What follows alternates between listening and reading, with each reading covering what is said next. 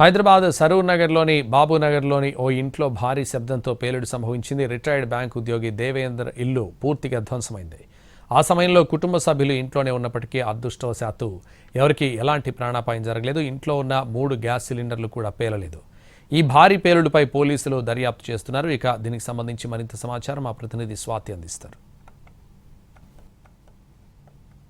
సరూర్ నగర్ పరిధిలోని బాబునగర్ కి చెందిన రిటైర్డ్ బ్యాంక్ ఎంప్లాయ్ దేవేందర్ ఇంట్లో జరిగినటువంటి బ్లాస్ట్ ఇటు ఇంట్లో వాళ్ళతో పాటు స్థానికులను కూడా ఒకసారిగా భయాందోళనకి గురిచేసింది. ఇప్పుడు ఏదైతే ప్లేస్ లో ఉన్నామో ఇది కిచెన్.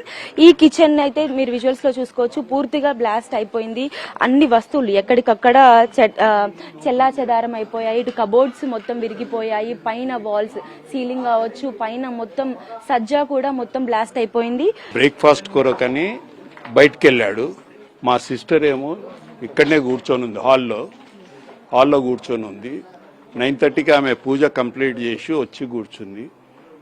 డోర్ లాక్ అంటే గడియ వేసింది. గడియ వేసినాక 10:30కి బ్లాస్ట్ అయింది. ఇక్కడే కూర్చున్నాం, మా బయట హాల్లో కూర్చున్నాను సోఫాలో.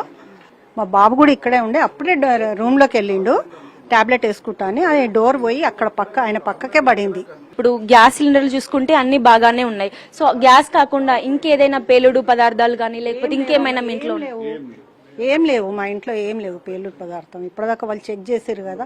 అంటే మీరేమనుకుంటున్నారు, అంటే ఈ బ్లాస్ట్ జరగడానికి ఇంకేదైనా రీజన్ ఉంటుంది? మాకు మిస్టరీ అనిపిస్తుంది.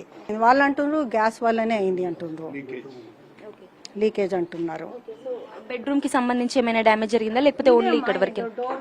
డోర్ ఎగిరి అక్కడ పడింది. అంటే ఈ గోడలు వచ్చి తాకినట్టున్నాయి, అవి గోడలు గుద్దుకున్నట్టున్నాయి, అందుకని అవి ఇరిగిపోయినాయి మొత్తం.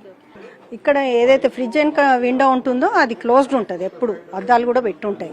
ఓవరాల్ గా చూసుకుంటే సరూర్ నగర్ లోని బాబు నగర్ లో జరిగినటువంటి ఈ బ్లాస్ట్ ఒక మిస్టరీగా మిగిలింది.